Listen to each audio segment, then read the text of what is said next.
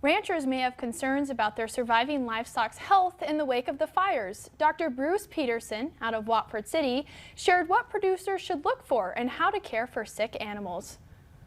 Common health concerns are smoke inhalation, burns, and cuts. Pederson suggested producers keep a close eye on their herds, specifically on temperatures and respirations. If an animal is breathing heavily or is running a temperature, there is a good chance they have pneumonia. It is also important to check the animal's hide as well in case there were burnings or cut running through a fence. Producers should do what they can to keep stress low and provide good feed sources. Big thing to consider with this crisis is just in general emergency preparedness. The veterinarian suggested that producers have plans for emergencies moving forward to keep livestock safe and healthy in the wake of natural disasters. If producers do feel like their animals are experiencing health issues, Dr. Pederson recommends they reach out to their area vet for a solution.